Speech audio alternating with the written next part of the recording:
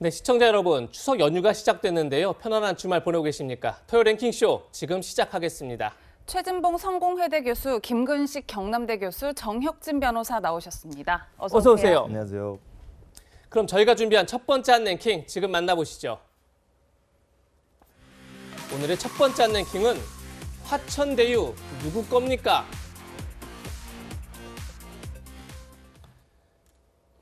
이재명 경기도지사는 공개적으로 수사를 요구하면서 정면 돌파 전략으로 맞서고 있는데요. 성남시 대장동 개발 특혜 의혹은 점점 커져가는 그런 형국입니다. 핵심 쟁점들 어떤 것이 있는지 지금부터 하나씩 짚어보겠습니다. 먼저 화천대유의 의혹을 제기하는 쪽입니다. 화천대유라는 자산관리 업체가 있는데 5천만 원을 투자해서 만든 회사입니다. 그런데 3년간 배당액이 500억이 넘어서 1000배 넘는 수익을 거뒀다. 이렇게 알려지고 있습니다. 또 화천대유의 소유주, 투자자가 7명 있는데 자본금 3억 5천만 원을 투자했는데 이 투자자 7명에게 3년간 배당된 수익이 4,040억 원입니다. 수익률이 무려 11만 %가 넘습니다. 반면에 이재명 경기도지사는 대장동 이 개발 사업은 공공개발로 이루어져서 5천억이 넘는 그런 공익을 환수했다. 따라서 자신의 성남시장 시절 최대 치적 사업이다. 이렇게 말하고 있습니다. 야당에서는 화천대유란 자산관리업체 한 곳이 이렇게 거액을 벌어들인 배경에 이 지사가 관여하지 않았느냐 이런 의구심을 떨치지 못하고 있는데요. 야당의 질문은 이겁니다. 왜 5천만 원짜리 개인 투자가에게 천문학적 수익을 안겨준 것입니까? 그러고도 떳떳하다고 우겨대는 배짱은 더 이상 자신의 문제를 파헤치지 말라는 겁박입니다. 다시 한번 묻습니다. 화천대유 누구 겁니까? 화천대유 누구 겁니까? 야당은 이렇게 묻고 있는데 이재명 지사는 전혀 모르는 회사다 이렇게 맞서고 있죠. 정혁진 변호사님, 지금까지 제기된 의혹들을 좀 간략하게 정리를 해주시죠. 일단은 제가 봤을 때 왜 이런 방식의 개발을 하게 됐는가. 지금 와서 보니까 그 이 지사가 이게 치적이라고 이야기를 해서 다들 그런 줄 알았는데 뒤에 이런 일이 있었던 거죠. 그다음에 시행사로 왜 성남의들이 선정이 됐는가. 그 절차가 또 의심스럽거든요. 예. 왜냐하면 금방 뭐 제대로 된 회사인가 싶은데 그 성남의들이 선정이 됐고 그다음에 어떻게 화천대유와 관련된 사람들에게 4천억이 넘는 어마어마한 이익이 귀속될 수 있게끔 되었는가. 이런 플랜을 과연 누가 짰는가. 이런 부분들이 의혹이고 조금 전에 이 지사가 자기는 모르는 일이다라고 했는데 사실은 모를 수가 없었거든요. 왜냐하면 가장 중요한 본인의 재판에 있어서 화천대유가 핵심적이지는 않지만 그래도 중요한 그 혐의 중에 하나였기 때문에 기소된 사항 중에 하나였기 때문에 그것을 과연 모를 수가 있었을까 그런 의문이 드는데 지금에 와가지고 이렇게 발뺌을 하시는 이유도 조금 의문이 든다 이렇게 생각이 됩니다. 네, 정 변호사님 이어서 또 논란이 되고 있는 점 한 가지 더 질문을 드리면 이 화천대유라는 작은 규모의 회사에 굉장히 이 거물급 법조계 인사들이 여러 참여한 것으로 확인이 됐다 이런 보도들이 쏟아지고 있는데 일단 어떤 인사들이 참여했는지 좀 소개해 주세요. 일단은 직원 수는 한 10명 된다니까 작아 보이지만 매출액은 뭐 수천억 되니까 작은 규모 회사라고 보기도 좀 어려워요. 제가 봤을 때. 제일 의심이 되는 분은 박영수 전 특검이죠. 왜냐하면 본인이 고문을 맡았고 그 딸이 회계사라고 하는데 직원이었고 또 이렇게 잘 드러나진 않았는데 박영수 고문이 혼자 변호사를 하는 게 아니고 로펌을 하고 있거든요. 네. 그 로펌 변호사 중에 2명이 아주 핵심적인 임원 역할을 하고 있습니다. 그러니까 박영수 특검이 가장 크게 연관이 되어 있는 것으로 저는 판단이 되고 그다음 두 번째는 이제 곽상도 의원 아들이 거기에서 근무를 했다고 하니까 이제 곽상도 의원도 문제가 될 수 있을 것 같고 그다음에 최근에 새로 드러난 사실이 강찬우 변호사입니다. 왜냐하면 화천대유가 세워진 때가 2015년 2월인가 그랬던 것 같은데 그다음에 그 공사가 시작이 됐을 때 그때 수원지검장이 누구였느냐? 강찬우 변호사였거든요. 네. 그래서 굳이 그때 검사장을 하셨던 분을 고문으로 모셨을 리가 있을까? 그다음에 그때 내가 검사장이었는데 저런 회사에 굳이 내가 고문을 할 필요가 있었을까? 그런 의문이 들고 마지막으로 가장 큰 의혹은 역시 권순일 전 대법관이 아닐까 싶습니다. 왜냐하면 권 전 대법관이 이 지사의 무죄 판결이 성립되는데 결정적인 역할을 하셨고 그다음에 그럼에도 불구하고 대법관 마치고 며칠 뒤에, 몇 달 뒤에, 한두 달 뒤에 그 고문으로 들어갔기 때문에 과연 저게 적절한 처신인가 그런 생각도 사실 듭니다. 네, 김 교수님 덧붙여 질문 드리면 앞서 네. 변호사님께서 설명하신 대로 굉장히 거물급 인사들이 참여가 돼 있네요. 이 부분은 어떻게 평가하세요? 그러니까 지금 국민들 입장에서 보면 뭔가가 의혹투성이가 계속 하나씩 나오기 시작하는 건데요. 우선 아까 말씀하신 것처럼 이 화천대유 의혹에 대해서 가장 국민들이 이해 못하는 것은 이재명 지사가 당시 성남시장 시절에 최대의 치적이었고 민간 업자에게 개발이익이 갈 것을 오히려 성남 시민에게 돌려주는 공공이익으로 환수했다는 자랑입니다. 저는 그 부분도 일리가 있어 보입니다. 왜냐하면 민간업자 가지 않고 성남도시개발공사가 주로 했기 때문에 5천억 원의 수익을 성남시가 챙겼다는 거거든요. 잘했다고 생각이 됩니다. 근데 국민들이 인구가 한 100만 정도 되는데 인구 100만의 성남 시민에게 5천억 원을 성남도시개발공사가 가져간 건 맞는데 그 뒤로는 몰랐는데 7명이 또 4천억 원을 가져간 구조가 있었다는 거예요. 그러니까 100만 명이 5천억 원 가져간 것을 성남시장 이재명 지사가 자랑하는 건 좋은데 그러면 본인은 7명이라는 특정 민간업자에게 4천억 원이라고 가는 그 사업 프레임을 어떻게 짰는지에 대해서 설명을 해야 되는 겁니다. 네. 그게 과연 공공이익 환수입니까? 특정 업자에게 몰아주기죠. 뭐 이런 이야기 말씀드리기 좀 그렇습니다만 요즘에 조폭도 굉장히 합법적으로 장사를 합니다. 계약서 쓰는 거거든요. 그러면 화천대유라고 하는 것과 성남도시개발공사의 그런 사업 협약서를 그런 내용을 담게 된 것을 이 지사가 몰랐느냐? 몰랐다면 그것을 주도한 사람이 누구냐? 도시개발공사의 본부장은 누구냐? 왜 그런 말도 안 되는 부당한 그 계약서를 썼느냐에 대해서 밝혀야 되고 그것도 몰랐다고 한다면 최소한 이 지사가 지금은 죄송하다고 해야 됩니다. 알고 봤더니 공공개발이 아니었습니다. 정말 죄송합니다. 성남 시민에게 정말 죄송합니다. 잘못을 인정해야죠. 저는 그게 중요하고요. 지금 앵커께서 질문하신 것처럼 그 심상치 않은 의혹 덩어리에 거기 화천대유라는 열 몇 명 되지 않은 회사에 정말 거물급 한 분은 대법관, 한 분은 지검장, 한 분은 헌법재판소 출신 분들 이런 분들이 나와가지고 쟁쟁한 분들이 고문 변호사로 고문으로 들어있단 말입니다. 저게 도대체 어떻게 가능했을까? 물론 이야기는 그걸 주도했던 김모 씨라고 하는 언론인이 법조를 출입했기 때문에 개인적 인연이 있다고 합니다만 그럼에도 불구하고 이재명 지사의 당시 공직선거법상의 허위사실 유포에 관한 문제가 기소가 됐었고 이게 대법원에서 무죄 판결 났기 때문에 그와 다 관련된 분들이잖아요. 그러니까 당연히 의혹의 눈초리를 가질 수밖에 없다. 거기에 해명을 해야 된다고 생각합니다. 예, 뭐 조금 전에 조폭 발언은 뭐 화천대유를 염두에 둔 발언은 아니고 예, 일반적인 여과는 얘기라는 제가 보고 말씀드린 겁니다. 예, 예. 다시 한번 말씀드리고요. 조금 전에 정혁진 변호사 얘기한 것처럼 화천대유에 참여한 인물 중에 가장 주목받는 인물은 역시 권순일 전 대법관입니다. 이재명 지사가 허위사실 공표 사건에서 최종 대법원 무죄를 선고받을 때 주요한 역할을 했다 이렇게 지금 알려지고 있는데요. 그렇다 보니 국민의힘에서는 이런 주장까지 나옵니다.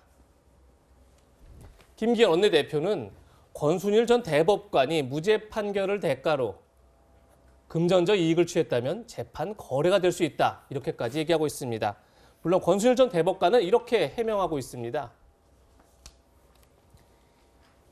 화천대유라는 회사가 이재명 지사와 관련이 있는지 전혀 몰랐다. 알았다면 고문을 수락하지 않았을 것이다. 이렇게 지금 해명을 하고 있는데요. 네. 하지만 의혹은 더 커지고 있습니다. 왜냐하면 2심 판결문에도 화천대유가 3번, 성남의 뜰이 17번 등장한다고 합니다. 권순일 전 대법관은 지난 16일 고문 재직 사실이 알려지자 다음 날 사직을 했다고 그렇게 알려지고 있습니다. 정혁진 변호사께 다시 한번 여쭤보겠습니다. 2심 재판에서도 화천대유, 성남의 뜰이 여러 번 등장했다. 그런데 당시에 전원합의체 재판에 참여했던 권순일 전 대법관이 화천대유와 이재명 지사의 관계를 몰랐다라는 해명이 과연 합당하냐 이런 의혹이 나오고 있는 건데 어떻게 보십니까? 저는 개인적으로 판단했을 때 혹시 다른 판사님이었다면 뭐 그럴 수도 있을지 모르겠다. 혹시. 하지만 권순일 대법관 같은 분이 기록을 꼼꼼하게 보지 않았다? 이거는 있을 수가 없는 것이라고 생각을 하고요. 그다음에 혹시 다른 재판이었다라고 하면 그럴 수도 있겠다. 하지만 이 재판이 어떤 재판이었습니까? 차기의 유력한 대권 주자가 될 수 있는 이재명 지사의 그 정치적인 생명을 들었다 놨다 하는 그러한 재판이었는데 그 재판을 대충 했다? 그 이야기밖에 되지가 않으니까. 그다음에 제가 기사를 찾아봤더니 2019년 1월 달에 증인들을 불렀었어요. 고등법원에서. 그런데 그 증인들이 뭐라고 이야기를 했느냐. 이 사업은 실패할 확률이 제로인 사업이었다라고 증언을 했던 것도 기록에 나오거든요. 그러니까 조금만 찾아보면은 왜냐하면 이게 왜 뭐가 문제가 되냐면 이 대장동 사업에 대해서 이재명 지사가 당시 성남시장이 이거는 뭐 내가 5천억을 갖다가 벌어준 것이다라고 단언을 했는데 근데 그때까지는 그렇게 5천억이라고 한 이익이 났는지가 불확실하다라고 생각을 하니까 검찰에서 기소를 했단 말이에요. 그렇기 때문에 이게 진짜로 5천억이 나올 거냐 안 나올 거냐 이 부분에 대해서 증인들을 갖다 불렀더니 그 증인들이 이거는 사업 확률이 실패 확률이 제로입니다 이렇게 이야기를 했고 그 이야기가 나름 신빙성이 있다라고 해가지고 고등법원에서 무죄 그 부분에 대해서 무죄가 나왔던 거고 그 부분을 당연히 봤어야 대법관이 제대로 유죄인지 무죄인지를 판단했을 거 아니겠습니까? 네. 모든 정황을 봤을 때 제가 봤을 때는 권순일 전 대법관은 뭐 이제 변호사이실 텐데 거짓말 하시는 겁니다. 네. 그렇다면 이재명 지사의 입장은 어떨까요? 재판 거래 의혹까지 제기되자 이 지사는 가짜 뉴스라고 주장했습니다. 목소리 직접 들어보시겠습니다.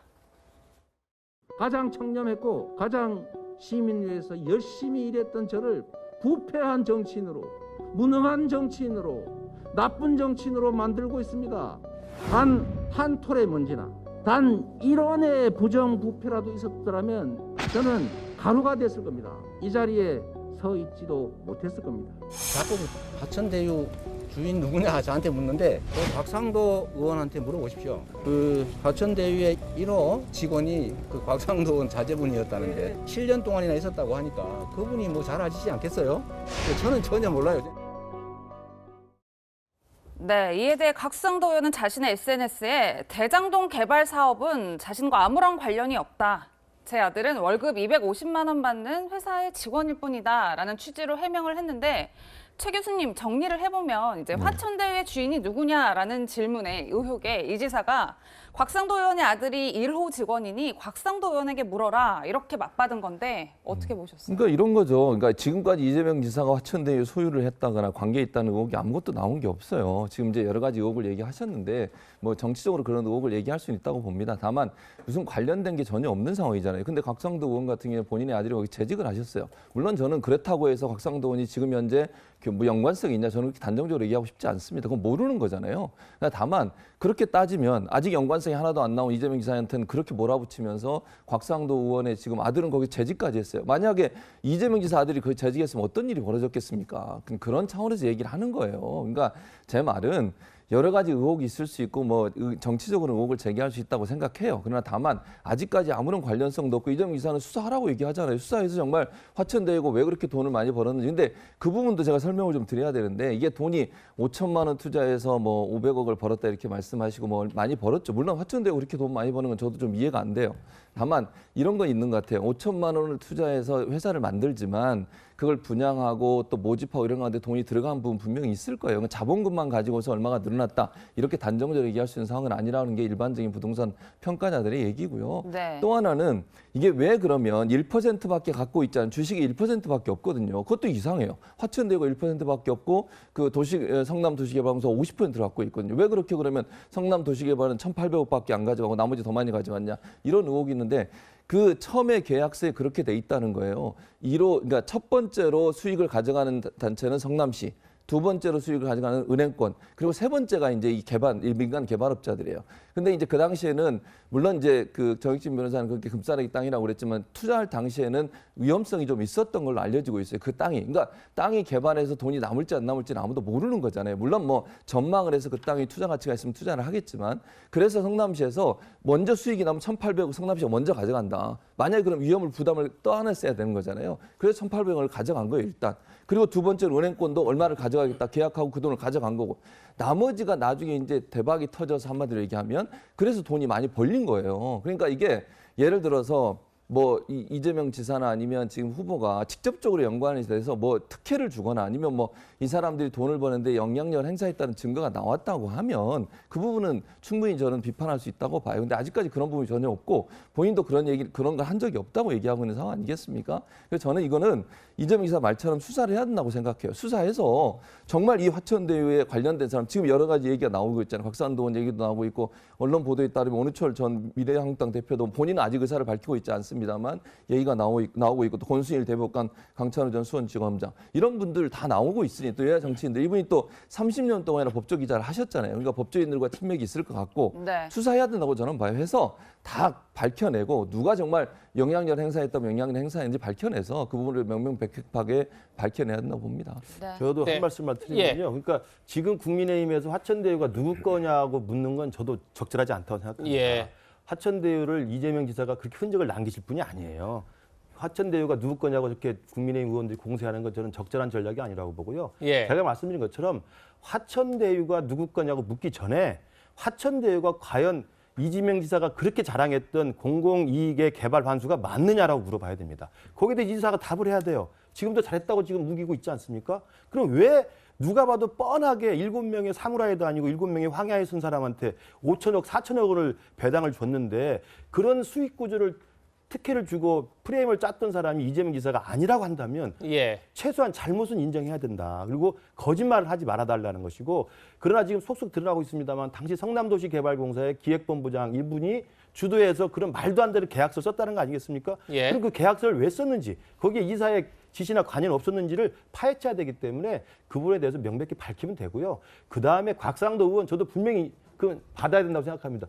만약에 취업 청탁이 있었거나 뭐 아들의 어떤 그 취직에 대해서 특혜가 있었다고 한다면 당연히 책임을 져야죠. 그건 당연히 책임져야 되는 거고. 그러나 한부비리 있을 때 정태수 회장이 한부비리를 해서 돈을 받지 그 직원이 월급 250만 받았다고 한부비리 주범이 되는 건 아니죠. 그러니까 예. 곽상도 의원의 아들도 취업 특혜가 있으면 마땅히 책임을 지고 그러나 저 엄청난 7명의 황야의 7인들이 4천억 원을 챙긴 저 사건에 대해서 이재명 지사가 관여하게 나오면 그 정치적 책임뿐만 아니라 사퇴를 해야 됩니다. 그러니까 그 말씀에 네. 전적으로 동의해요. 저는. 제가 그래서 말씀드린 그러니까. 거예요. 국민의힘을 네. 제가 바꾸도록 이야기할게요. 그러니까요. 제 말이 그 말이에요. 그러니까 수사를 해서 예. 문제가 있으면 거기에 대한 책임을 지게 하는 거예요. 그리고 예. 천화동인 1호에서 7호도 사실 어제 이제 모브 언론사에서 누가 소유하고 있는지 다 밝혔어요. 예, 예. 대체적으로 다 그 김모 씨라는 분의 개인적으로 친분이 있는 분이나 가족들이에요.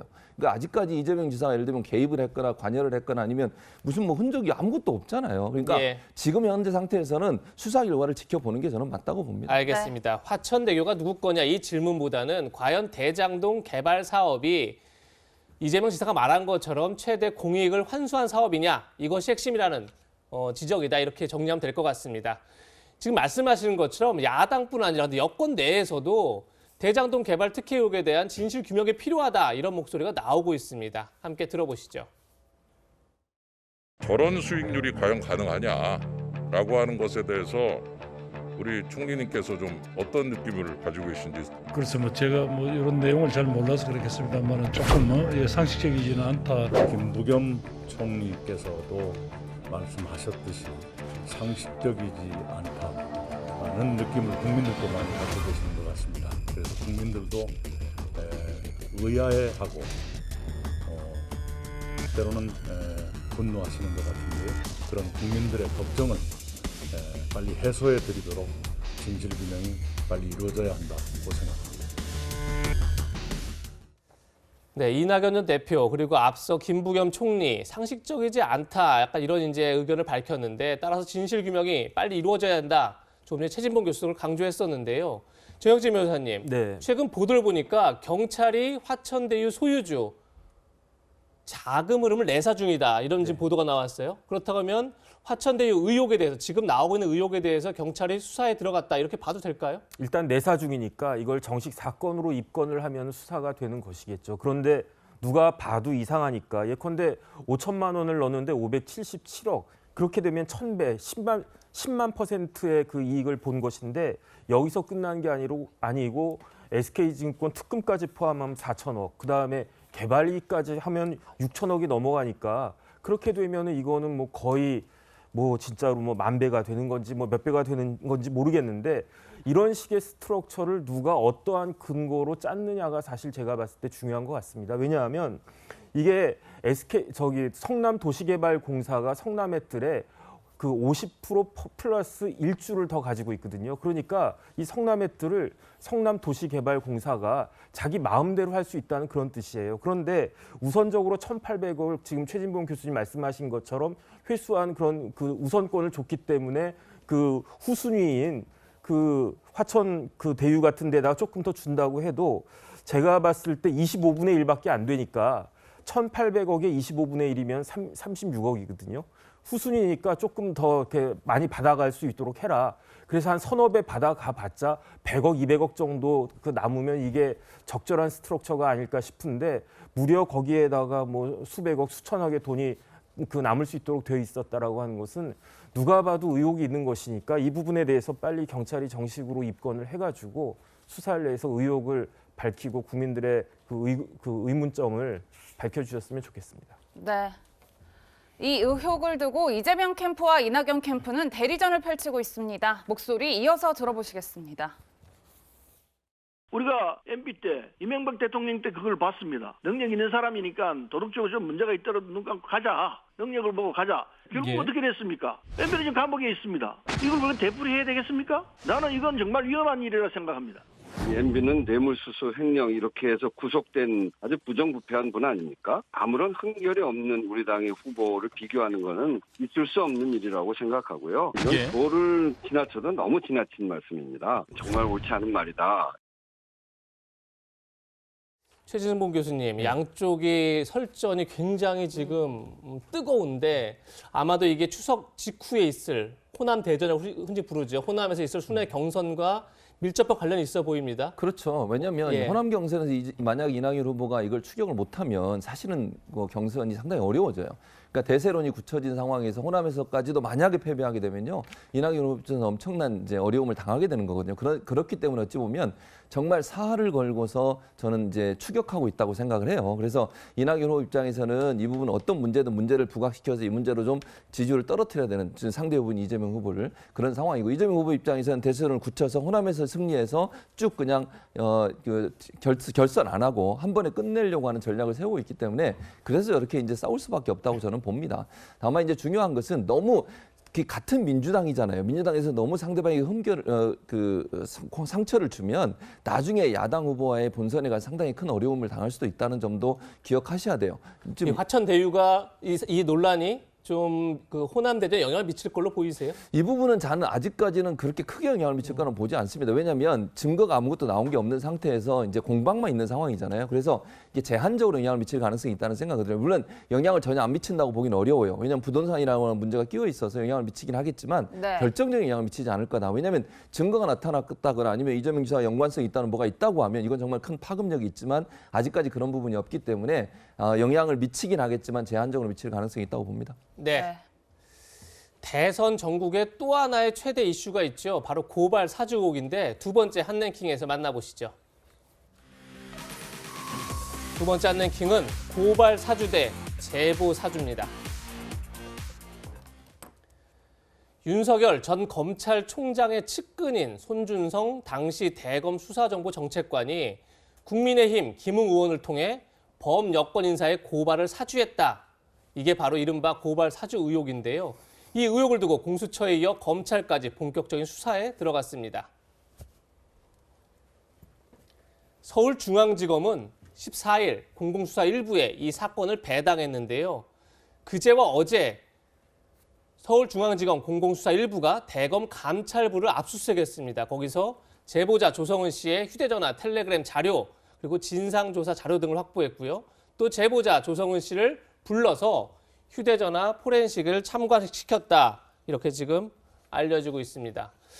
먼저 정혁진 변호사님, 중앙지검이 대검 감찰부를 압수수색했다. 이건 어떤 의미로 봐야 되는 거죠? 일단 전 좀 납득이 안 되는 게, 왜냐하면 압수수색이라고 하면 압수수색의 대상이 중요하거든요. 그런데 무엇을 압수수색했는지 봤더니 조성은 씨 핸드폰 2대, USB 뭐 이런 것들을 압수수색을 했는데 그거를 왜 대검 감찰부에다가 압수수색을 했을까? 감찰부장이 한동수 부장 아니겠습니까? 한동수 부장한테 중앙지검이 부장님 이것 좀 주십시오 하면은 충분히 줬을 텐데 왜 그랬을까? 저도 사실은 이해가 안 되는 그런 부분이 있고, 굳이 의미를 두자면 지금까지는 감찰이었는데 이게 그 방점이 중앙지검으로 넘어가면서 감찰이 아닌 수사가 된 것이다. 그런데 수사가 됐다라고 해도 전 또 이상하다고 생각하는 게 지금 검경 수사권 조정과 공수처의 등장으로 인해서 검찰이 옛날처럼 무소불위 아무 수사나 막 할 수 있는 시대가 아니게 됐잖아요. 예. 검찰이 수사할 수 있는 부분은 지금 혐의 4가지 중에 공직선거법 위반죄 정도밖에 안 되는데 굳이 지금에 이렇게 나와가지고 그렇기 때문에 제 생각은 일단 공수처에서 수사를 하는 걸 보고 그다음에 검찰이 이제 미진한 부분들 공직선거법 위반죄를 봐야 되는 것으로 생각이 되는데 그 공수처보다도 오히려 더 그 중앙지검이 적극적으로 나서는 그런 모습을 보여서 그게 조금 의아하고 그렇기 때문에 제가 봤을 때는 검찰이든 아니면 그 윗선이든 공수처가 그 수사하는 게 영 미덥지 않다라고 생각을 해서 검찰이 하는 걸 갖다가 좀 해가지고 공수처하고 협조를 하려고 하는 것인가? 저는 사실 그런 생각도 좀 드는데 잘 모르겠습니다. 예. 네, 관련 의혹을 두고 국민의힘 내부도 시끄럽습니다. 그제 열린 국민의힘 대선 주자 첫 TV 토론회에서도 공방이 이어졌는데요. 그 내용 들어보시겠습니다. 성명불상자로 했다. 그 말씀하셨는데 거기 분명히 특정 캠프 소속원이라고 특정을 했습니다. 그 특정 캠프가 어디입니까? 우리가 특정을 퍼지는 것이 했죠. 아니고 그게 퍼져 있기 때문에 성명불상자를 고발장에 기재한 거 아니겠습니까? 아니야. 증거가 계속 나와가지고 손준성 검사와 대검 간부들이 또 우리 검찰총장의 최측근 간부들이 이걸 만들어서 전달한 게 사실이라면 후보를 사퇴할 용의가 있습니다. 제가 관여하지 않았는데 그분들이 왜 그걸 만들겠습니까? 만들 이유가 전혀 없기 때문에 재현성이 없다는 말씀을 제가 예, 유 후보님, 윤 후보님. 박지원 국정원장 요즘 심각하잖아요. 다 박지원 비판하는데 왜 홍 후보님만 한마디 비판도 안 하십니까? 팩트가 드러날 때까지는 말을 자제하는 겁니다. 저 진짜 충격인데요. 이 완전히 민주당 대변인 하는 거랑 똑같잖아요.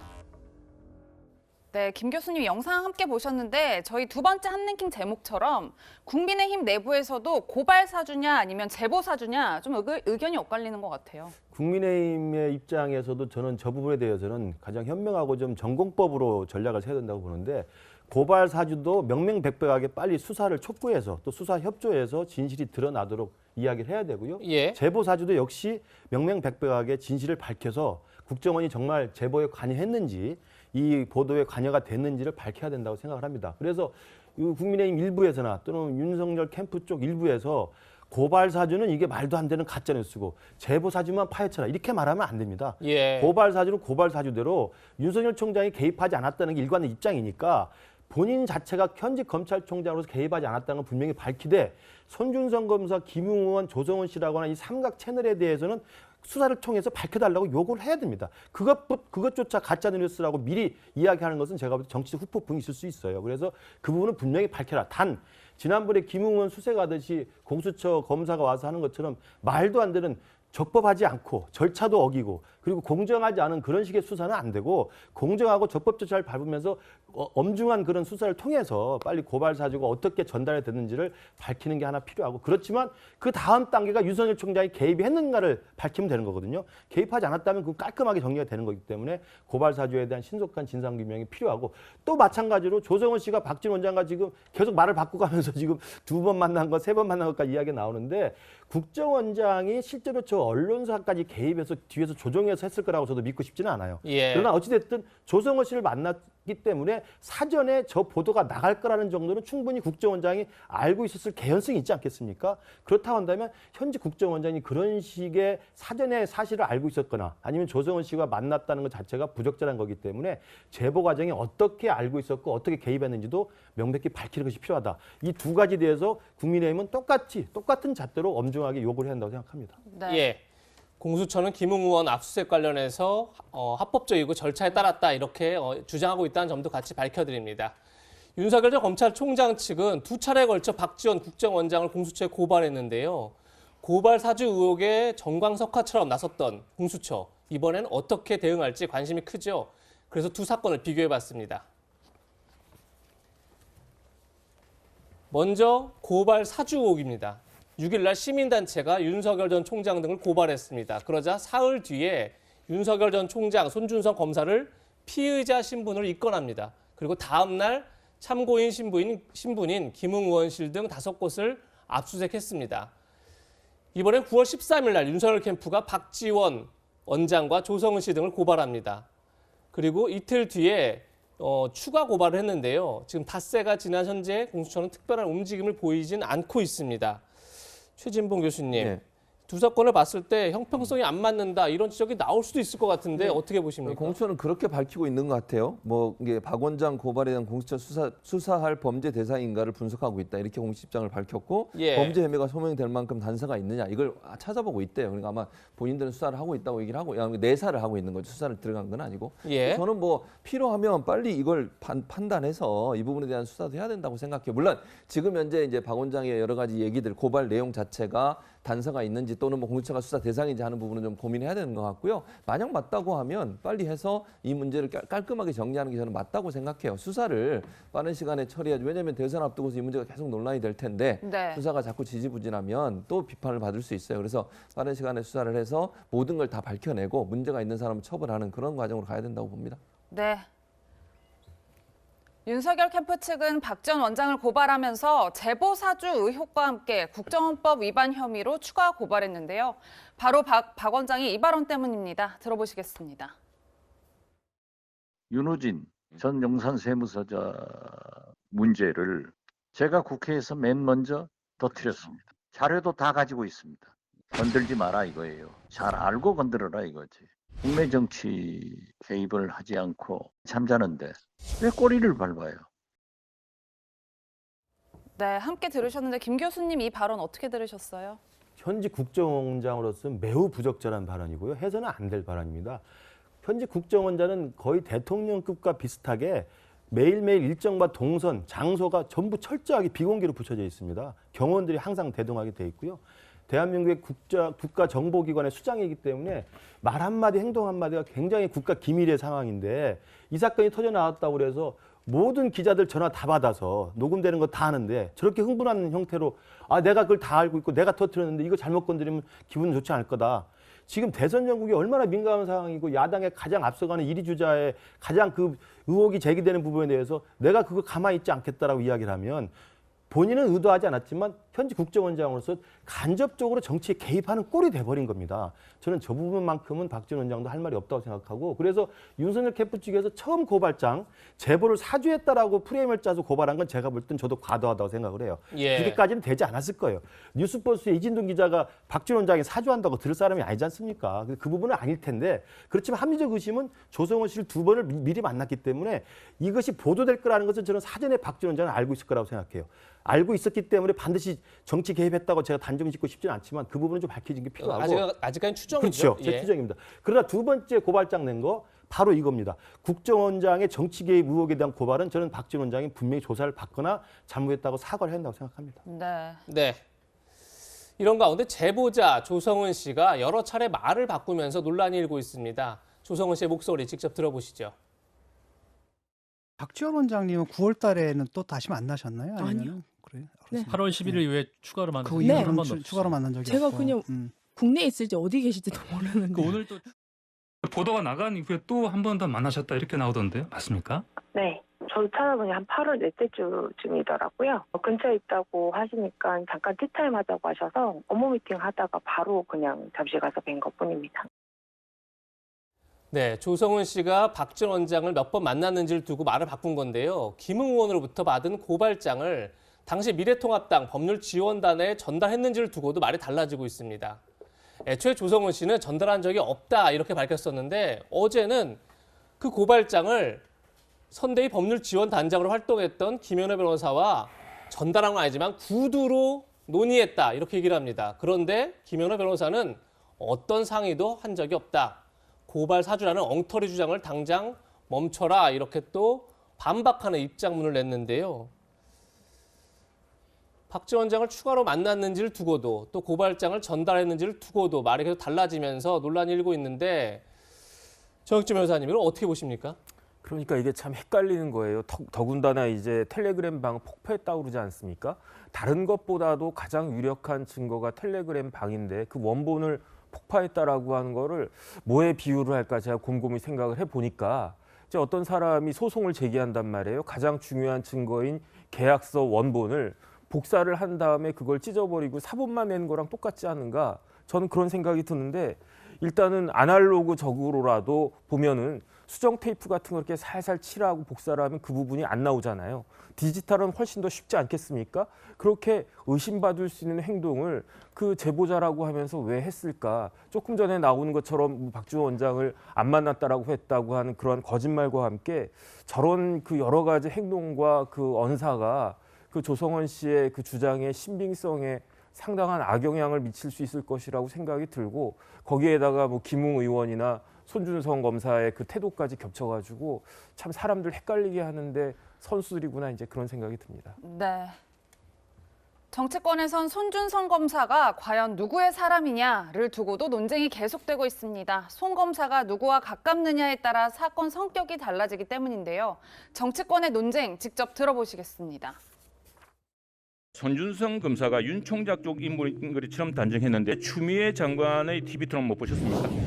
왜 그런 사람을 그 자리에 임명하셨어요? 그때 장관이셨지 않습니까? 저한테 그 자리에 그 유임을 고집하는 로비가 있었고요. 윤석열 로비에다가 또 당에서 너무한 사람들이 있었죠. 청와대 안에도 있었고. 근데 손준성 검사는 윤석열 사람입니까? 적어도 대검의 수사정보정책관으로 발령이 난 당시에 그 경위에 대해서는 제가 소상히 알지 못합니다.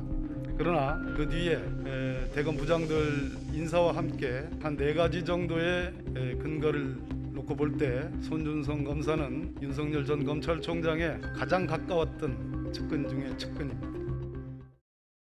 네, 최 교수님, 네. 저는 영상 속에서 추 전 장관의 발언이 가장 눈에 들어오는데 손준성 검사의 유임을 로비한 세력이 당과, 그러니까 민주당과 청와대 안에서도 있었다. 이런 발언을 했는데 저희가 어떻게 해석해야 될까요? 그러니까 해석이 잘 안 돼요. 왜 이런 말씀을 하시는지 잘 모르겠는데 이런 말씀을 하셔가지고 괜히 그 민주당 내에 부담만 주는 거예요. 저는 그렇게 생각해요. 물론 질문을 또 이낙연 후보가 그렇게 하셔가지고 서로 이제 싸우다 보니까 이런 말씀이 나온 건데 이게 무슨 도움이 되겠습니까, 민주당에? 저는 전혀 도움이 안 된다고 생각합니다. 이런 질문하니까 서로가 책임을 떠넘기는 거잖아요. 이낙연 후보는 추미애 후보한테 책임을 떠넘기고 추미애 후보는 또 이낙연 후보한테 떠넘기는 거 아니에요?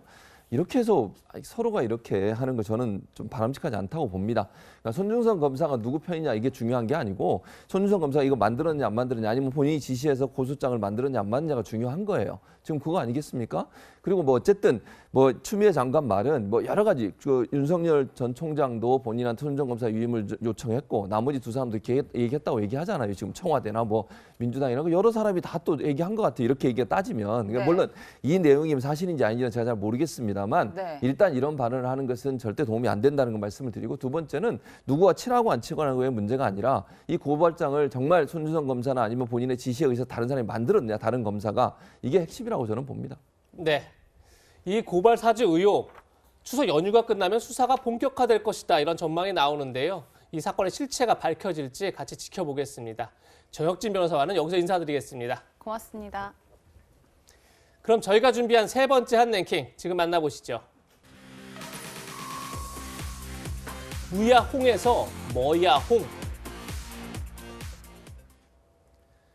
그제 국민의힘 대선 주자들의 첫 TV 토론회가 있었죠. 그런데 토론을 자신하던 홍준표 후보가 역풍을 맞았습니다. 바로 이 발언 때문입니다. 제가 놀란 게 조국 교수랑 썸 타고 계시더라고요. 홍준표 후보 페이스북을 조국 교수 페이스북에 공유하고 같이 두둔하고 조국 교수가 잘못됐습니까? 나는 잘못된 걸 보고 시야를 가리지 않습니다. 아니 그럼 내가 조국 수사가 잘못됐다고요? 아니 잘못된 게 아니라 과잉 수사했다는 거예요. 아니, 전 뭐가 가족을 도리고 수사는 없어요. 아니 개인이 잘못했으면 개인이 책임을 져야죠. 그게 자유민주주의사예요. 헌법적 원칙 아닙니까? 근데 내가 조국의 편을 드는 홍준표 게 의원도 아니고 검사한 적 있죠. 그때는 도주료가 있는데도 그냥 내버려뒀어요. 도망 다니게. 내가 이야기하는 거죠. 영장 징계 과잉 수사라고 그랬잖아요. 이런 식으로 아니 그래서 네, 하종대 선임 기자 나오셨는데요. 지금 들으신 것처럼 홍준표 후보가 조국 전 사건을 두고 과잉 수사다. 그리고 전 가족을 도륙한 수사다. 이렇게 발언해서 논란이 큰데 어떻게 보십니까? 예. 제가 과잉 수사 이런 얘기에 이제 논란이 됐는데 사실 이제 조국 일가 비리로 4명이 기소가 됐습니다. 조국 부부하고 그다음에 동생 조건 그리고 조카 조범동까지 총 혐의가 무려 54개입니다. 현재 1심 재판을 받고 있는 조국 전 장관을 제외하고 나머지 3명은 1심 이제 이미 판단이 나오고 2심까지 간 분도 있고 그런데 지금 현재 그 3분은 43개 혐의에서 35개가 유죄가 나왔습니다. 과연 이렇게 된 걸 가지고 과잉 수사라고 할 수 있는 건지 이게 좀 궁금하고요. 또 하나는 이제 조국 일가의 비리하고 이제 여기에는 이렇게 많은 54개의 범죄 혐의가 있었지만 쌍둥이 숙명여고에서 이 시험지를 유출해가지고 딸한테 줘가지고 그 쌍둥이 아버지하고 같이 교사하고 같이 기소된 경우에는 동일 범죄에 모두 전 가족이 다 이 아버지하고 두 딸이 다 기소가 됐습니다. 지금 조국 같은 경우에는 똑같은 범죄 안에 지금 현재 들어있는데도 아들하고 그다음에 딸은 기소가 안 됐습니다.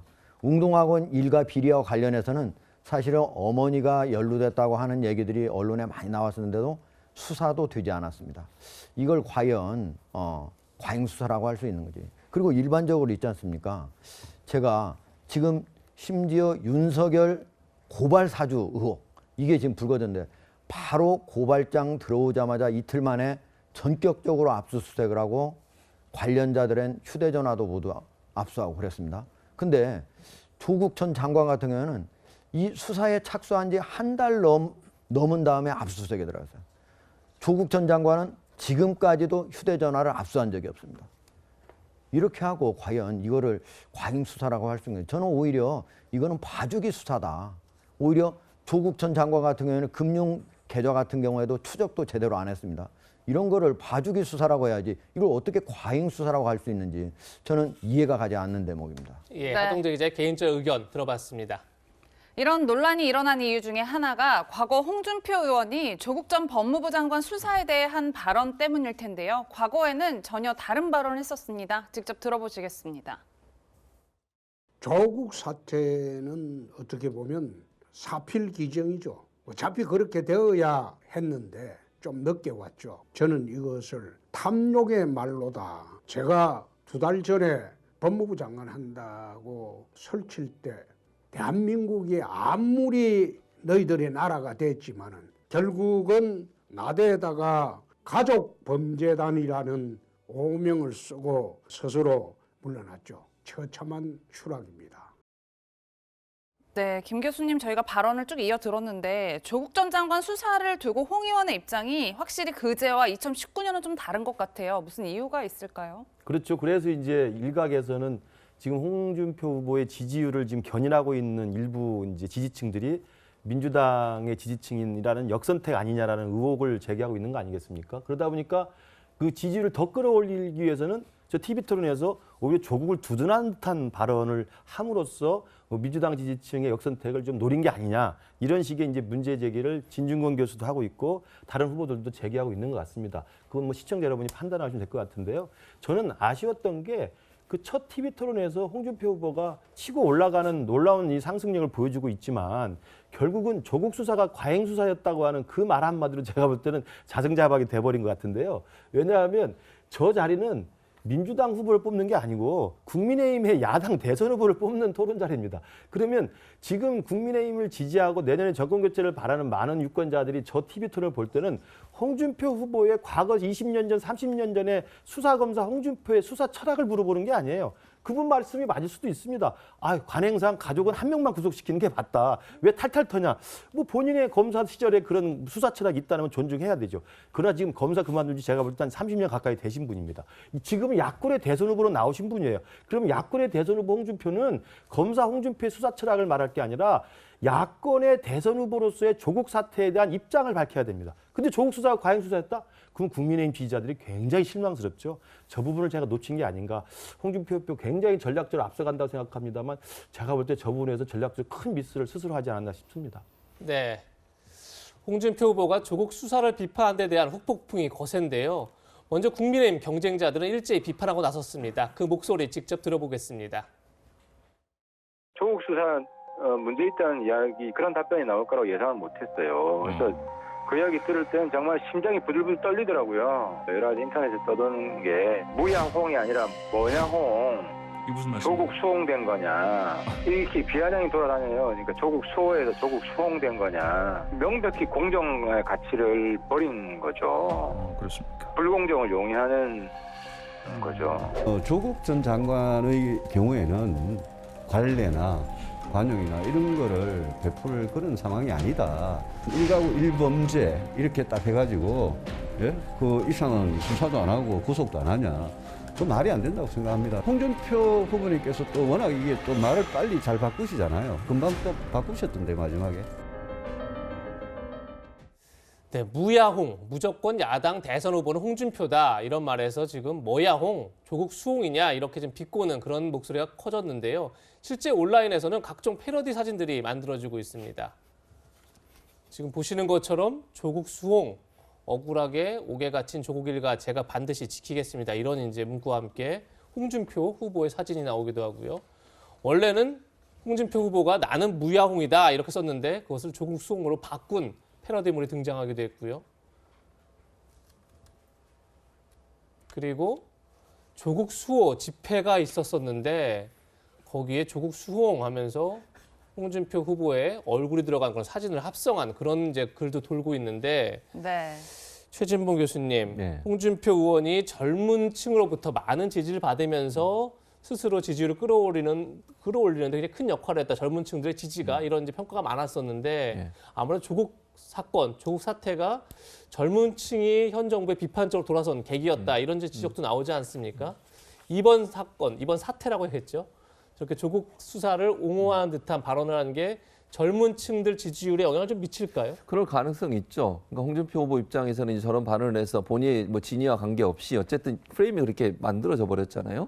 그러다 보니까 결국 이제 젊은 층 입장에서는 상당히 실망한 부분을 표현할 가능성이 있어요. 그러니까 물론 이제 젊은 층도 국민의힘 지지자냐 아니면 이제 민주당 지지자냐 약간 차이가 있을 수 있지만 어쨌든 대체적으로 국민의힘을 지지하는 젊은 층 입장에서는 상당히 이제 안 좋은 생각을 가질 수 있죠. 그러니까 홍준표 후보가 얘기하는 저 내용이 젊은이들의 어떤 기준이랄까 이런 부분에 맞지 않다고 판단하게 되면 지지를 철회할 가능성이 있어요. 그래서 저는 물론 홍준표 후보가 어떻게 대응할지를 좀 지켜봐야 되는 지금까지는 계속 본인의 입장을 고수하시는 것 같아요. 근데 뭐 그게 역선택이라고 소위 얘기하는 그런 부분에 도움이 될지 모르지만 제가 볼 때는 이게 젊은 층의 지지를 끌어내는 데는 상당히 좀 악재로 작용할 가능성은 충분히 있다고 보여집니다. 네. 윤석열 후보도 어제 홍준표 후보를 겨냥해 강한 발언을 내놓았습니다. 함께 들어보시겠습니다. 이 정부같이 이렇게 내로남불에 부패하지 않고 대통령의 측근도 범죄를 저지르면 반드시 감옥에 보내는 것을 국민들이 보셔야 그게 국가입니다. 여러분의 그 뜻을 잘 새겨서 제가 똑바른 나라 만들고 저나 제 주변이나 아무리 가까운 사람이라 하더라도 과오가 있을 때는 반드시 책임을 묻도록 그렇게 하겠습니다. 네, 하 기자 굉장히 비장하게 이야기를 하고 있는데 윤 전 총장이 이 발언이 홍준표 의원을 겨냥했다 이렇게 볼 수 있을까요? 뭐 검찰총장 출신이니까 기본적으로 범죄를 척결하는 최고의 수장으로서 있었던 거니까 기본 원칙을 이제 얘기했다고 볼 수 있는데 저 자리에서 이제 왜 저걸 강조했을까 보면은 지금 이제 조국 수사 그리고 이제 박근혜 수사와 관련해 가지고 홍준표 후보가 좀 다른 얘기를 그걸 뭐 과잉 수사라고 하기도 하고 또 보수로 완전 괴멸시켰다고 얘기를 하기도 하고 특히 이제 이런 얘기들이 과거에 취했던 입장하고 또 다르니까 이런 것들과 관련해서 그거를 겨냥해서 한 말이라고 이렇게 같이 어차피 지지자들 지금 앞에서 유세하는 그런 과정이니까 그런 말도 같이 포함이 되어 있겠죠. 그럼에도 불구하고 저거는 누가 대통령이 되더라도 그것이 자기 자신하고 적대적인 어떤 정치적 입장에 있든 아니면 측근이라고 할지라도 범죄를 저지르면 그거를 수사하고 처벌하는 건 너무나 당연하다고 보겠습니다. 네. 네, 당내 분위기가 험악해지자 이준석 국민의힘 대표는 중재자 역할을 자임하고 나섰습니다. 그 목소리 한번 들어보시죠. 그런 거야말로 후보의 어떤 개인적인 입장, 또 본인이 또 법조인으로서 그 갖고 있던 관점들이 이제 결합돼서 낸 의견이다. 그런 다양성이 오히려 토론을 재미있게 만들 수 있다. 그래서 뭐 그런 어떤 관점들은 충분히 평가할 만한 그런 쟁점이었다 이렇게 봅니다. 그럼 궁지에 몰린 홍준표 후보는 어떤 입장일까요? 홍준표 후보의 목소리도 직접 들어보겠습니다. 지난 대선 때 이정희 후보를 보는 그런 기분을 느낍니다. 지난 대선 때 우리 당을 쪼개고 나가서 탄핵 대선을 참 힘들게 했던 그분들이 똑같은 논조로 내보고 공격하는 거 보고 느낌이 이번 경선에는 이정희가 참 많아졌다 그런 생각입니다. 네, 홍준표 의원은 이게 논란이 되자 조금 전에 최진봉 교수께서 의견을 고집하고 있다고 했지만 나름대로 본인도 국민들이 가혹하지 않다고 생각한다면 자신도 생각을 바꿀 수 있다 이렇게 다소 물러서는 입장을 밝히기도 했습니다. 어제는 SNS에 이런 글을 올리기도 했었는데요. 국민이 아니라고 하면 제 생각을 바꾸겠다고 천명했다. 그게 민주주의고 집단 지성이다. 조국 수사에 대한 제 평소 생각도 고집하지 않고 바꾸겠다. 이렇게 굉장히 다소 유연한 입장을 보였는데 그럼에도 김근식 교수님 조금 전에 얘기는 유승민, 하태경 후보의 탈당 전력을 꼬집은 건 어떤 의미일까요? 그러니까 지금 홍준표 후보로서는 지지율을 끌어올리고 당에서 대선 후보로 돼야 되기 때문에 민주당 지지층에게도 좀 구애를 해야 되고 그리고 또 보수, 강경 보수, 원조 보수 분들에게도 구애를 해야 되기 때문에 어떨 때는 윤석열 후보를 보수 계멸의 원조 장본인으로 공격을 했다가 어떨 때는 조국 수사가 과잉했다고 또 몰아붙이기도 하고 막 이렇게 하고 있거든요. 저는 그것이 좀 스텝이 좀 꼬이고 있다는 생각이 드는데 어제 밤과 오늘 지금 다시 또 SNS에 올린 게 바로 하태경 의원한테 목요일 날 굉장히 세게 당하지 않았습니까? 화면에 나온 것처럼 그 조국 과잉 수사 이야기가 나왔다가 굉장히 그 의문의 일패를 당했는데 아마 그게 굉장히 기분이 좀 나빴던 것 같아요. 그리고 굉장히 그게 지금 곤혹스러운 입장이기 때문에 오늘 아까 나왔던 화면하고 오늘 그 SNS 올린 걸 보면 여전히 그런데 유승민, 하태경을 보면 2012년에 이정희 후보 나와서 박근혜 떨어뜨려 나온 사람 같다 이렇게 이야기를 하고 있습니다. 저는 그것도 보면서 지금 홍준표 후보께서 좀 착각을 하고 계신 게 아닌가. 그럼 2012년에 하태경 의원이 이정희 역할을 하면 그러면 홍준표 후보가 2012년에 박근혜 대통령이라는 뜻입니까? 그건 조금 과대포장이 아닌가 싶고요.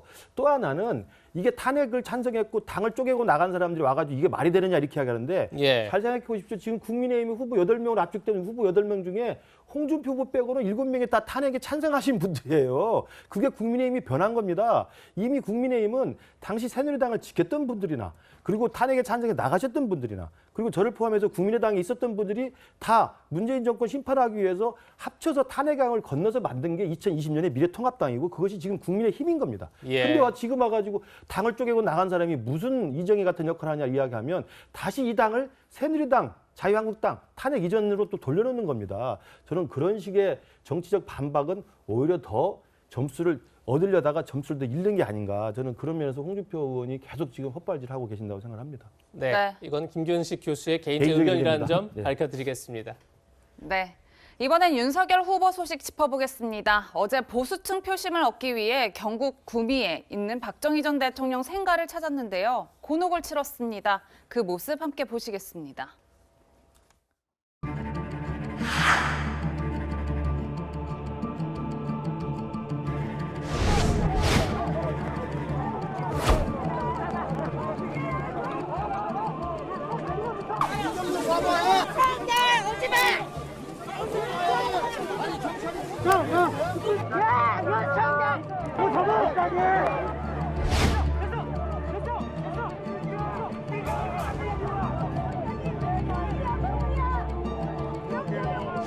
들어가시는 과정에서 여러 가지 좀 이제 반발하시는 분들도 많았거든요. 제가 그 검찰에 재직할 때 우리 박근혜 전 대통령 관련 사건 처리에 관여를 했기 때문에 열렬한 그 지지자들의 입장에 대해서는 제가 그분들의 안타까운 심정을 저도 충분히 이해를 하고 제가 그 부분은 감내해야 될 그런 것이 아닌가. 네, 하 기자 보신 영상 그대로고 윤 전 총장은 본인이 감내하겠다 이런 취지로 발언을 했는데 어떻게 보고 계세요? 사실 아마 윤석열 후보 같은 경우에는 그 박근혜 대통령의 아주 강력한 그런 지지자들을 어떻게 설득할까 고민을 할 수밖에 없는데 사실 이제 지지자들 입장에서 보면은 그런 생각도 들 거예요. 그때 이제 수사를 했을 때 두 가지가 새로운 법리가 있었거든요. 하나는 이게 자기 자신이 직접 받은 뇌물이 아니잖아요. 최소한 씨가 만약 받았습니다. 근데 그 사람하고 이거 경제 공동체라 이렇게 하는 게 새롭게 나온 이론이었고요. 그 다음에 이제 또 하나가 뭐였냐면은 직접 박근혜 대통령이 어떤 뭐 삼성, SK, 롯데 이런데 여기에다가 돈을 주라라고 직접적으로 얘기를 안 했어요. 그래서 어떤 이론이 나왔느냐? 아, 이건 묵시적으로 청탁을 한 거다. 이런 두 가지 이제 이론이 나왔습니다. 그러니까 새롭게 두 가지 새로운 이론이 나왔기 때문에 아, 이거 좀 무리하게 한 거 아니냐 이런 생각을 할 수도 지지자들 사이에서는 할 수도 있었겠지만은 그러나 올해 1월에 최종 대법원에서 그것이 모두 인정이 됐어요. 인정이 돼서 징역 20년 나오고 벌금도 180억 나오고 추징금도 35억인가 나왔습니다. 이렇게 법원에서 그 검찰의 기소 내용을 모두 인정을 했다라고 하는 거는 그걸 만약에 그러면은 후배 검사들이 수사를 해가지고 범죄가 나왔는데 그걸 만약에 기소를 안 해요? 그런다면은 그거는 직권남용이고 그게 직무유기죠. 검찰의 최고 수장으로서 당연히 해야 할 일을 했을 뿐이고 그러나 지지자 입장에서는 서운할 수는 있겠다. 앞으로 이런 것들은 윤석열 후보가 이제 스스로 감내하고 가야 할 그런 내용이겠죠. 네. 네, 윤석열 전 총장이 박근혜 전 대통령을 비롯한 뭐 이른바 적폐 수사 논란. 윤 총장의 이 논란은 그제 TV 토론에서도 쟁점이 됐었는데요. 그 목소리도 같이 들어보겠습니다. 사실 윤 후보님은 정치권에 들어오시기 전에 중앙지검장 때는 우리 보수 진영을 괴멸시키는데 앞장을 서고 보수 괴멸이 이것 때문에 된 게 아니고 많은 분들은 됐습니다. 후보님께서 대표 하실 때 아니 뭐 2018년에 그리고 두 번째 그 지방선거가 그렇게 했으면 정치판에 들어올 때 우리 당이 당원이나 대국민 사과라고도 하는 게 그게 맞지 않습니까? 대답해 보시죠. 제가 당시에 그 검사로서 맡은 소임을 했고 제가 검사로서의 한 일에 대해서 사과를 한다는 것은 그거는 맞지 않고요. 예, 됐습니다. 최지문 교수님, 지금 홍준표 후보는 윤석열 전 총장의 적폐 수사가 보수 괴멸의 원인이다 이렇게 주장하고 있는 거고요. 제가 지금 목소리를 듣지는 않았지만 윤석열 후보는 오히려 홍준표 후보가 이끌었던 2018년 지방선거대에서 참패하면서 오히려 보수 괴멸이 왔다 이렇게 반격을 하게 됐는데 보수 괴멸의 원인 어디 있다고 보셨습니까? 그거는 모두 한테 있는 거죠. 괴멸이라는 표현을 쓰고 싶지 않아요. 그러니까 예를 들면 윤석열 후보가 적폐 수사한 게 보수 괴멸입니까? 그건 아니라고 봐요. 그거는요 잘못된 거 바로 잡는 거고 적폐 수사한 게 뭐가 그게 보수 괴멸입니까? 그럼 적폐 수사 안 합니까? 그건 말이 안 되잖아요. 그 잘못된 부분들을 바로잡고 법적으로 처벌받을 일을 한 사람을 처벌하는 거 당연히 해야 되는 거고. 그다음에 지방선거 진 것도 물론 홍준표 후보가 책임이 자유롭진 않아요. 본인이 지도자로서 역할을 했으니까. 그러나 그것도 뭐 홍준표 후보 개인만의 문제라고 보기보다는 전체적으로 보수가 그때 국민의 어떤 마음을 얻지 못했던 부분이 분명히 있는 거니까 서로가 서로에게 보수 괴멸론을 저렇게 주장을 하지만 함께 반성하고 변화된 모습을 보이는 게 저는 맞다고 봅니다. 네, 후보들의 어떤 치열한 공방 속에서 어제 갤럽 조사가 나왔는데요. 대선 가상 양자 대결 여론조사 결과 한번 짚어보겠습니다. 이재명 43, 윤석열 42, 이재명 44, 홍준표 39. 그리고 후보를 바꿨습니다. 이낙연 40, 윤석열 42, 이낙연 39, 홍준표 40. 김근식 교수님. 네 후보의 1대1 가상 대결 모두 오차 범위 내에서 백중세예요. 이 결과 어떻게 읽어야 될까요? 그만큼 이제 내년 대선이 호락호락하지 않다. 그리고 여당이나 야당이나 지금 함부로 예측하기는 어렵다는 생각이 들고요. 그래서 아마 어제 이준석 대표도 당대표 취임 100일을 맞는 기자간담회에서 저 부분을 많이 강조를 했어요. 내일 당장 대선이라고 한다면 우리가 이긴다고 보장할 수 없다. 왜냐하면 이재명 지사 그 많은 의혹과 논란이 있음에도 불구하고 앞서가고 있고 우리 당의 홍준표 후보나 아니면 국민의힘의 윤석열 후보나 어떤 후보로 갖다 대도 이재명 지사가 일단 오차범위 아니긴 합니다만 앞서고 접전을 벌이고 있기 때문에 정권 교체라는 민심을 또 조사해보면 또 많이 나옵니다. 근데 정권 교체 민심의 여론조사가 그대로 지금 국민의힘의 유력 두 분 후보에게 딱 옮겨가고 있지 못하지 않습니까? 그런 맥락에서 보면 지금 이제 경선이 진행 중이기 때문에 경선의 과정이 끝나고 어느 한 후보가 이제 경선 후보로 결정이 되면 그 뒤에 이제 본선의 경쟁력을 얼마나 확보하느냐가 중요하기 때문에 그런 맥락에서 과거를 지금 지켜봐야 되는데 지금 당장의 민심은 윤석열 후보든 홍준표 후보든 이재명 후보든 이낙연 후보든 다 오차범위 안에 있다. 내년 대선은 정말 여든 야든 호락호락하지 않다. 만만치 않다. 이걸 보여주고 있는 것 같습니다. 네, 정치권 소식까지 짚어봤습니다. 오늘의 마지막 한 랭킹 만나보시겠습니다. 불안불안한 한가위. 코로나19가 수도권을 중심으로 다시 확산하는 가운데 오늘부터 닷새 간의 추석 명절이 시작됐습니다. 먼저 관련 속보부터 짚어보겠습니다. 네, 오늘 0시 기준 신규 확진자는 2,087명으로 이틀 연속 보시는 것처럼 2,000명대를 기록하고 있는데요. 하 기자 보는 것처럼 코로나19 확산세가 좀처럼 꺾이지 않고 있고 또 추석 대이동으로 수도권의 확산세가 비수도권으로 확산되는 것 아니냐 이런 우려까지 나오고 있는 상황이에요. 예. 또 일각에서는 이번 달 말에 최대 4,000명까지 나올 수 있다 이런 전망도 나오고 있는데 어떻게 보세요?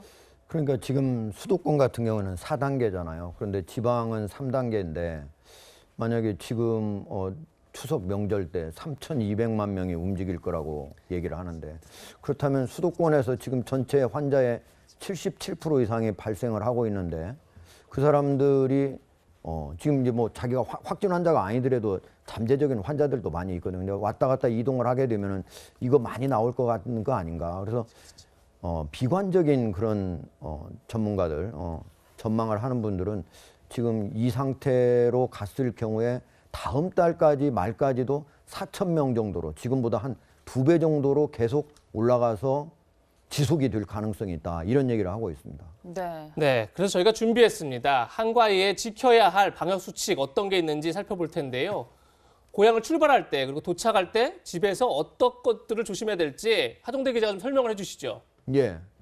지금 이제 어차피 고향을 내려가야 된다면 안 내려가는 게 저는 가장 좋을 것 같은데요. 만약에 내려가게 된다면은 지금 가족 내 모임은 백신을 맞은 2차까지 맞은 사람을 포함해서 8명까지 집에서 식사를 할 수가 있거든요. 예. 만약에 접종자가 없다 그러면 4명뿐이 안 되는 거죠. 그리고 성묘를 하거나 바깥에서 만약에 식당에 있다 그런다면은 지금 보면은 3단계 지역에서는 접종을 다 한 사람, 2차까지 맞은 사람은 8명, 그게 4명이 있다면 8명까지 가능하지만 수도권 4단계 지역에서는 4명뿐이 안 됩니다. 네. 저 숫자는 이제 아기를 만약에 데리고 가잖아요. 그럼 영유아까지 포함된 숫자니까 어른 숫자만 영유아는 아니니까. 빠지는 게 아니라 포함돼서 8명까지군요. 그렇죠. 예. 그러니까 실제로 저거를 잘 염두에 두고 식당에 가서 식사를 해야 될 것으로 보입니다. 네. 그리고 저희가 아까 준비했던 말씀드렸던 한가위에 저희가 지켜야 할 방역 수칙들 저희가 좀 모아봤습니다. 같이 보면서 하종대 기자의 설명 들으면서 한가위 때 이것만은 꼭 지켰으면 하는 바람을 담았습니다. 같이 보시죠. 예. 자, 지금 화면을 보시면 이제 아시겠지만 가장 좋은 거는 이제 서로 안 만나는 게 가장 좋겠지만은 어쨌든 우리나라가 지금 현재 1차 접종은 70.3%로 해가지고 OECD 38개국에 14위까지 올라왔어요. 그러나 2차 접종은 여전히 40% 약간 넘는 수준이어가지고 OECD에서 하위 수준이기 때문에 2차 접종까지 마쳐야만 적어도 90% 이상이 항체가 생겼다 이렇게 볼 수가 있는 거거든요. 그래서 항체가 생긴 상태에서 가는 게 가장 좋은데 어쨌든 지금 현재 가기로 하면은 그 안에서 일단 가족들끼리 만나는 시간을 최소화해야 돼요. 만약에 이 시간이 12시간이 넘어간다. 그러면은 아무리 문을 열어놔도 60% 이상이 감염될 수가 있다. 문을 안 연다 그러면 78%까지 감염될 수 있다. 그러니까 이거를 만약에 12시간에서 4시간으로 줄인다 하면은 이게 42%까지 서로 감염 확률을 낮출 수가 있다. 그러니까 서로 만나는 시간을 줄이고 그리고 환기를 시키고 그리고 설령 가더라도 가기 전에는 한번 내가 확진 환자인지 아닌지 한번 검사받고 또 돌아왔을 때도 다시 한번 검사를 받고 그리고 회사에 나오는 방식으로 이렇게 한다면은 좀 더 추석 명절에 많은 사람들이 이동을 하긴 하지만 그래도 그 후유증이 좀 줄어들지 않을까 이렇게 예상을 합니다. 네. 세 분과는 여기서 인사드리겠습니다. 고맙습니다.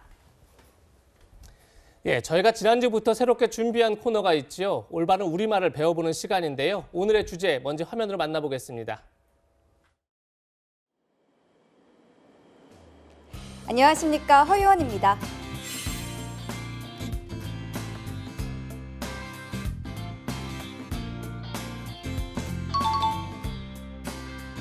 네, 저는 오래전부터 이곳에서 일을 하고 싶었습니다. 무엇보다 내노라하는 선배님들과 함께 꿈을 이루고 싶어서 지원했습니다.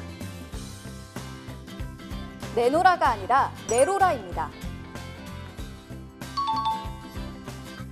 네, 어렸을 때부터 저의 꿈은 아나운서였습니다. 그래서 저는 꿈을 쫓아 신문방송학과에 진학했습니다. 쫓아가 아니라 조차입니다. 네, 저는 하나부터 열까지 꼼꼼하게 알아보고 결정하는 성격입니다. 그렇지 않으면 덤탱이를 쓰기 쉽상이기 때문입니다. 덤탱이가 아니라 덤터기입니다. 쉽상이 아니라 십상입니다. 아무래도 면접은 짧은 시간 안에 좋은 인상을 남겨야 하잖아요. 이런 맞춤법 하나하나를 지키는 게 신뢰감을 주는 데도 중요한 것 같습니다.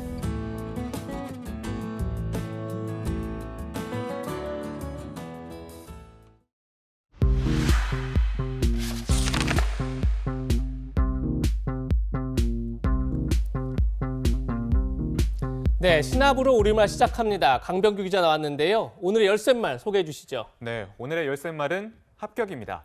오늘 청년날을 맞아서 자기소개서를 작성할 때 혹은 면접에서 틀리기 쉬운 맞춤법에 대해서 준비를 해봤는데요.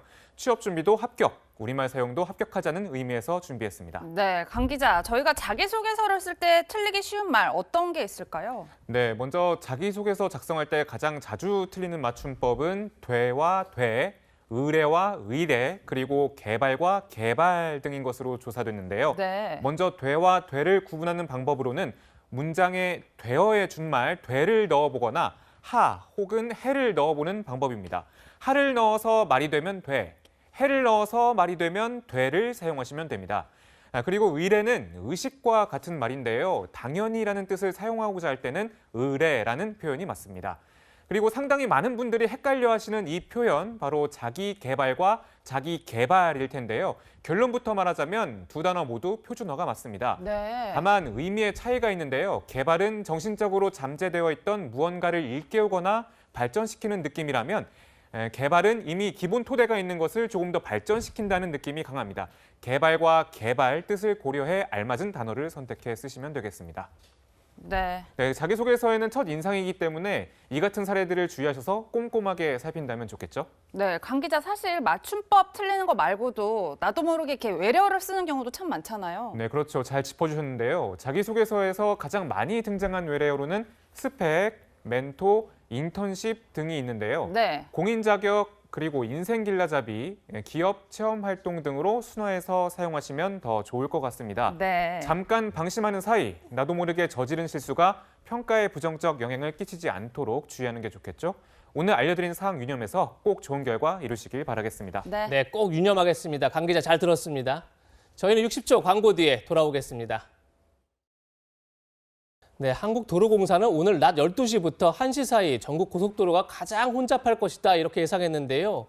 지금 시각이 1시 23분이니까 여전히 답답한 흐름일 텐데 무엇보다 중요한 것 안전입니다. 안전운전 그리고 가족의 안전을 위해 저희가 조금 전에 말씀드렸던 방역수칙 꼭 준수하시길 바라겠습니다. 네, 시청해주신 여러분 고맙습니다.